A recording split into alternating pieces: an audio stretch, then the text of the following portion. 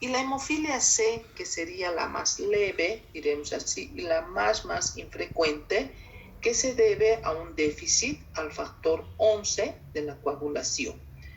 Se ha visto, de alguna manera, que si existe un déficit en el factor 11, la cascada de la coagulación de la vía intrínseca puede activarse a partir del factor 9 gracias a la actuación, diremos así, o intervención de la trombina.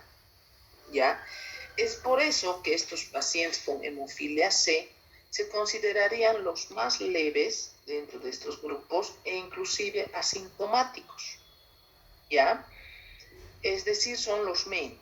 Son, diremos, dentro de todos los pacientes con hemofilia, son los más beneficiados, diremos así, ¿no? Ya que de alguna manera su enfermedad está controlada. Muchas veces no necesitan ni siquiera de tratamientos y es más, muchos de ellos ni siquiera saben que tienen hemofilia. La hemofilia A es lo que hemos dicho, se debe a un déficit del factor 8 de la coagulación, ¿no? Y se transmite de modo recesivo ligado al cromosoma sexual X. ¿Ya? La hemofilia B es un déficit del factor 9, ¿ya? Y también se transmite de modo recesivo ligado al cromosoma X, ¿no? Mientras que la hemofilia C es un déficit del factor 11 y en este caso se ha visto la relación no precisamente con el cromosoma X, sino inclusive con otro tipo de cromosoma que es el cromosoma 4, ¿ya? Esto hace de que, diremos así, la sintomatología ya sea diferente y la gravedad misma de la enfermedad también es diferente, ¿ya? En estos pacientes se presentan hemorragias, como les decía, principalmente, que es el principal signo desde la niñez, la hemartrosis, que son hemorragias internas a nivel de las articulaciones. Esto es muy peligroso, ¿ya? Es muy peligroso. Imagínense por dentro que tengan hemorragias a nivel de las articulaciones.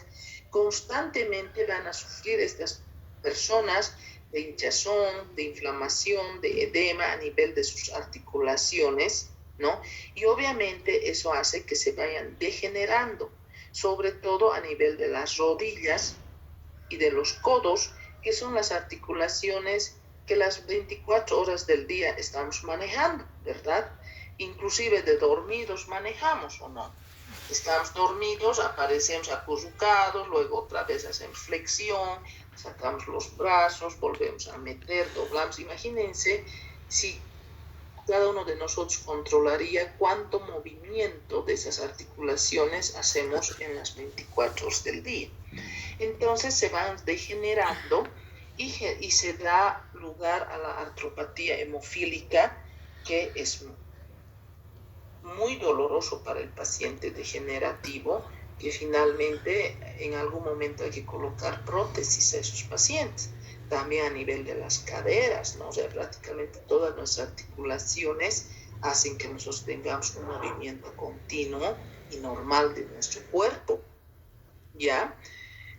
Obviamente con todo esto se va degenerando el resto de nuestro organismo, ¿ya? Y como consecuencia estos pacientes se llegan a deteriorar mucho. Además, el hecho de que haya hemorragias constantes en estos pacientes fácilmente también llevan a episodios anémicos, ¿ya? Episodios anémicos que tienen que estar constantemente con tratamientos, ¿ya? Puede desencadenarse anemias ferropénicas, hay que estar dando en algunas ocasiones hay que darles transfusiones sanguíneas de paquetes sanguíneos y llevan una vida muy delicada, ¿no? O sea, la calidad de vida de estos pacientes realmente es delicado, sobre todo en aquellos donde realmente la concentración del factor afectado es mínima o casi nula, ¿ya? Entonces, ¿qué pruebas de laboratorio vamos a hacer en estos pacientes para el diagnóstico? Si hacemos recuento de plaquetas en estos pacientes va a estar normal, ¿verdad? O sea, el recuento de plaquetas va a estar normal porque no están afectadas las plaquetas. Si le hacemos tiempo de sangría, también va a estar normal, ¿no? El tiempo de coagulación, en este caso, y el APTT, que es el tiempo parcial de tromboplastina activada, que al final el tiempo de coagulación y el APTT son dos pruebas que valoran lo mismo, que son los que valoran principalmente la cascada de la coagulación mediante la vía intrínseca y obviamente los factores de la vía común, que son el 1, el 2 y el 10, ¿verdad? Entonces, estos son los que van a verse prolongados en cualquiera de las hemofilias. ¿Por qué? Porque tanto el factor 8 como el factor 9 y al final el factor 11 son factores de la vía intrínseca de la coagulación, ¿verdad? El TP, que es el tiempo de protrombina, va a estar normal porque el TP lo que valora es la vía extrínseca de la coagulación, ¿no? Esto lo vamos a ver en práctica. Entonces, no se afecta en los pacientes con hemofilia. ¿Y qué es lo que vamos a hacer? Tenemos que buscar, entonces, ya ante la sospecha de un paciente hemofílico con un tiempo de coagulación y un APTT prolongado, y obviamente con la sintomatología y también antecedentes familiares, porque estas son enfermedades familiares, ¿no? Cuando llega el paciente al hospital o al laboratorio, muchas veces el padre que es hemofílico o la madre portadora, que puede ser hija de un padre hemofílico, ya saben que es la enfermedad, ¿no? Ellos conocen mucho. Hoy en día, gracias al internet, prácticamente muchos pacientes saben por poco más que el médico, ¿no? Y que el bioquímico. Entonces no se tienen que admirar de que vengan a quererles dar incluso clases en el laboratorio, incluso de toma de muestra y de todas las pruebas que el paciente se va a realizar, ¿ya? Entonces ellos ya vienen con ese antecedente familiar, muchas veces, y casi prácticamente con diagnóstico confirmado. Nosotros corroboramos nomás a ese posible diagnóstico que por sus antecedentes familiares es muy probable que esté sufriendo el paciente. Entonces hay que hacer búsqueda de los posibles factores, que en este caso para la hemofilia A el factor 8 y para la hemofilia B el factor 9, ¿no? Hay métodos para dosificar estos factores, cuantificar, evaluar y van a estar disminuidos dependiendo del tipo de hemofilia que tenga. ¿Ya? El tratamiento es la administración de los factores correspondientes. Si le falta el factor 8, hay que darle el factor 8 al paciente. El factor 9 en caso de hemofilia B. Esta administración de factores, hoy en día existen los llamados factores recombinantes que son hechos en laboratorio prácticamente, ¿no? Se debe administrar cada cierto tiempo. El principal problema es su tiempo de vida, es muy corto. Los factores de la coagulación no viven más de 24 horas. Ya algunos inclusive solo tienen un tiempo de vida de 8 horas. Y es decir, si vemos desde ese punto de vista, nuestro hígado todos los días está produciendo factores de la coagulación, ¿ya?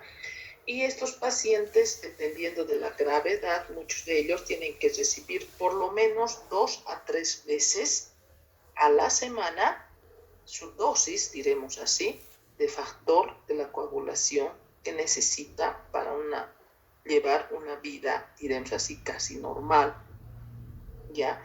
Porque si le colocamos una besita y nunca más, otra vez en menos de máximo 2 días va a volver a sangrar ese paciente, ¿no? Cuando no se tiene al alcance esos factores llamados recombinantes, se coloca concentrados de factores al paciente que en resumen sería plasma, ¿verdad?, de pacientes normales. Entonces se le puede administrar plasma porque el plasma de su composición va a tener también a los factores de la coagulación, no al exclusivo, pero va a tener los diferentes factores, ¿no? Entonces, lo que les decía, la severidad sí se considera leve cuando tiene una concentración del 5 al 50% de actividad. Se considera una hemofilia moderada cuando la actividad del factor afectado va del 2 al 5%, y severa si la actividad del factor afectado es menos del 2%. ¿Ya? En resumen, las hemofilias no se curan, sino se trata, ¿no? Y lo que se quiere es que el paciente tenga un buen tipo, una buena calidad de vida hasta donde se pueda, ¿ya? La enfermedad de von Willebrand. Hemos hablado de la enfermedad de von Willebrand, ¿verdad? Hemos hablado del factor de von Willebrand y hemos dicho y hemos mencionado que es una proteína que sirve de puente, de unión principalmente, entre las plaquetas con el endotelio vascular lesionado. ¿Ya? Esa es una de sus principales funciones del factor de von Willebrand, ¿ya? Pero además sirve de un transporte o de un medio de transporte para el factor 8 de la coagulación. ¿Ya? O sea, el factor 8 de la coagulación circula en la sangre siempre y cuando, diremos así, esté acompañado del factor de von Willebrand.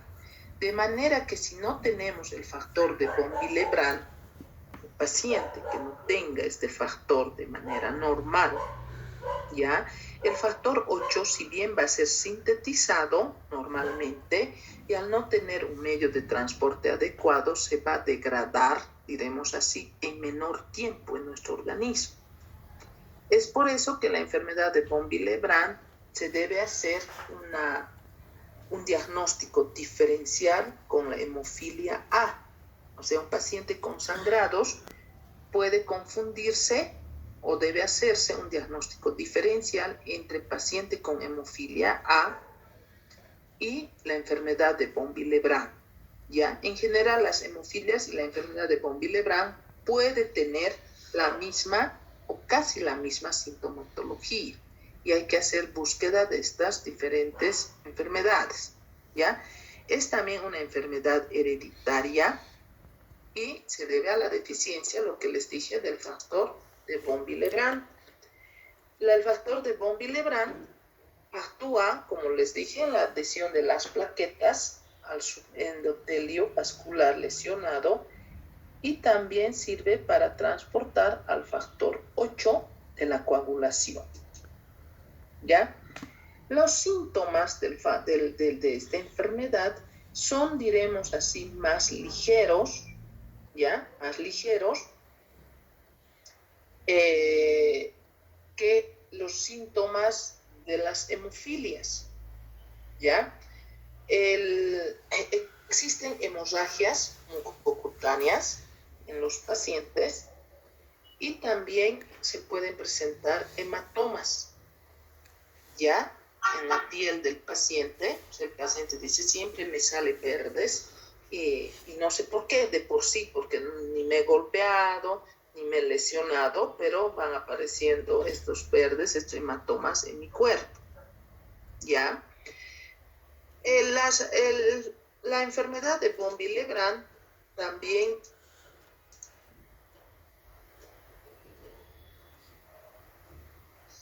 atraviesa por diferentes fases, ¿ya? Hay las leves, hay las moderadas, hay las severas. Siempre va a depender del grado de alteración en cuanto, en este caso, a la síntesis o función del factor de von Willebrand. ¿Ya? No todos son graves y en muchos casos también pasa desapercibido en el paciente. Muchas veces se les diagnostica incluso de manera accidental, porque toda su vida aparentemente no han tenido ningún tipo de problema. Sí, alguna vez una pequeña hemorragia, alguna vez un moretón, pero como que no le da importancia, ¿no? Ya cuando van al hospital a hacerse, programar una cirugía programada, se le hace ya los exámenes de laboratorio y ahí es donde se diagnostica que este paciente, mujer o varón en este caso, pueden tener este problema, ¿ya? Entonces, ¿cómo diagnosticamos la enfermedad de von Willebrand? Se debe hacer pruebas en laboratorio, ¿no? A partir igual del coagulograma, y en este caso se hace un recuento de plaquetas. El recuento de plaquetas va a estar normal, que en este caso las plaquetas no son las que están alteradas. Se le va a hacer el tiempo de sangría, que es para evaluación de la hemostasia, y puede ser que el tiempo de sangría ya esté prolongado, ¿ya? ¿Por qué va a estar prolongado el tiempo de sangría? Porque si bien el número de plaquetas ya está normal y estas plaquetas funcionalmente también pueden estar normales, ya, al necesitar al factor de von Willebrand para que puedan estas adherirse a la pared del endotelio, y al no existir este factor en el paciente, el tener un déficit, ya, hace de que obviamente no se pueda consolidar el tapón plaquetario, ¿verdad? Entonces, de las pruebas de laboratorio de un coagulograma, la que puede estar alterada es el tiempo de sangría, ¿ya? Si le hacemos tiempo de protrombina, no va a haber ningún problema, va a estar normal, pero si le hacemos tiempo de coagulación o tiempo parcial de tromboplastina activada, el APTT, puede también que esté alterado en este caso. ¿Por qué? Porque como hemos mencionado, el factor de von Willebrand también sirve de medio de transporte, diremos así, para el factor 8, ¿ya? Entonces puede estar afectado el factor 8 a raíz de la falta o déficit del factor de von Willebrand, ¿ya? Por eso vuelvo a reiterar que en este caso se debe hacer un diagnóstico diferencial de hemofilias versus enfermedad de von Willebrand. ¿Qué otras pruebas más vamos a realizar? En caso de que hayamos realizado esas primeras pruebas, entonces habrá que hacer una cuantificación, ¿verdad? Un estudio del factor 8, del factor 9, para descartar hemofilias, y si sale normal la concentración, entonces buscamos al factor de von Willebrand. Existen métodos de laboratorio para hacer una cuantificación y una evaluación funcional del factor de von Willebrand, ¿ya? Entonces se busca exclusivamente, en resumen, al factor de von Willebrand, ¿ya? Y se hace, se verifica, ¿no? Se cuantifica, ¿ya? Existen valores de referencia y también se hace una evaluación funcional. De esa manera se puede llegar al diagnóstico de esta enfermedad. ¿Cuál es su tratamiento? En todo caso, tampoco se cura esta enfermedad, pero sí es tratable, ¿ya? Se puede tratar, y lo que hay que administrar al paciente es, en resumen, factor de von Willebrand, ¿verdad? Si le falta factor de von Willebrand, entonces hay que administrarle factor de von Willebrand cada cierto tiempo, ¿ya? Para que se mantenga de alguna manera el paciente controlado. Lo que más hay que evitar en estos pacientes, que son las hemorragias, ¿verdad? Porque la hemorragia deteriora al paciente, conlleva a otras situaciones muy críticas porque va deteriorando otros órganos, y además debilita al paciente porque cae en procesos anémicos, etc. Y de todo eso, al final el paciente puede llegar a morir, ¿no? Si bien la enfermedad de von Willebrand no es tan crítica como la hemofilia A, sobre todo, también es de cuidado y realmente hay que hacer un tratamiento preventivo, ¿no? Y de tipo sintomático, ¿no? Principalmente. ¿Alguna pregunta?